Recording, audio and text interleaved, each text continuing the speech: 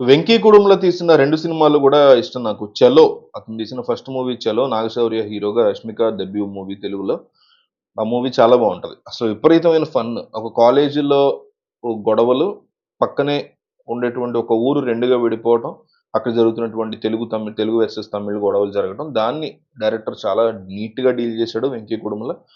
Climax బావుంటది. అసలు cinema starting నుంచి ఎండ్ వరకు ఫన్‌తోనే ఎళ్ళిపోతా ఉంటది. ఎస్పెషల్లీ 'సత్య' కనిపించినప్పుడల్లా మనం నవ్వుతా ఉంటాం.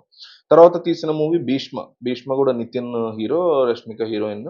ఆ మూవీ గూడా 'చలో' అంత కాదు గానీ బావుంటది. Entertainment factor. దాంతో పాటు ఒక సైంటిఫికల్, ఎమోషనల్, సెంటిమెంటల్ ఫ్యాక్టర్ పెట్టాడు. ఈ 'రాబిన్ హుడ్' ఇప్పుడు వస్తున్నటువంటి మూవీ 'రాబిన్ హుడ్' దానికి సంబంధించిన ట్రైలర్ రీసెంట్‌గా రిలీజ్ అయింది. ఆ ట్రైలరు నన్ను నిజానికి చెప్పాలంటే డిసప్పాయింట్ చేసింది. అంటే బాలేదు, వరస్ట్‌గా ఉందని అనను.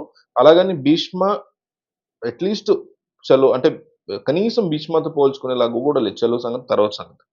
సో, ఎందుకు మరి 'వెంకి కుటుంబం' అంత సీరియస్‌గా అంటే ఏదో ఎంటర్‌టైన్‌మెంట్ ట్రాక్ అని చెప్పారు గానీ, ఆ డైలాగ్స్ ఏవో కౌంటర్స్ లాగా ఆళ్ళనుకున్నారు గానీ, ట్రైలర్ కట్టే ఏదో తేడాగా ఉంది. అంటే కొన్ని కొన్ని సీక్వెన్స్‌లు, యాక్షన్ సీక్వెన్స్‌లో లేకపోతే కొన్ని కొన్ని ఎడిటింగ్ కట్‌లు అవి బావున్నాయి. కొన్ని పాయింట్స్ వరకు ఓకే గానీ, ఓవరాల్‌గా ట్రైలర్ ఎటువంటి ఇంపాక్ట్‌ని ఇవ్వల. ఒక పక్క అది యాక్షనా? లేకపోతే ఎమోషనా? లేకపోతే ఫన్నా? ఈ మూడిటిని బేస్ చేసుకొని ఏదో ఒకటి తేల్చాలి. అసలు ఏది తేల్చలేదన్నట్టు నాకు ఆ ట్రైలర్ చూస్తే అనిపించింది.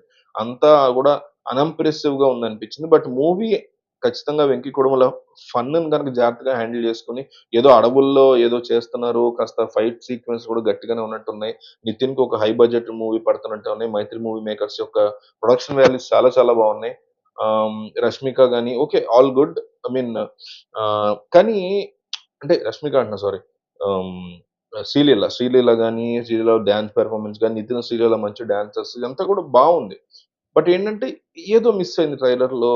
అండ్ లాస్ట్‌లో కూడా ఏదో చిన్న కట్ లాగా ట్రై చేశారు. ఏదో ఒక డైలాగ్ లాగా ట్రై చేశారు గానీ, ఎక్కడ కూడా అంత పీక్ ఆఫ్ ట్రైలర్ లాగా నాకైతే అనిపించలా. మీకేమన్నా అనిపిస్తే కామెంట్ చేయండి.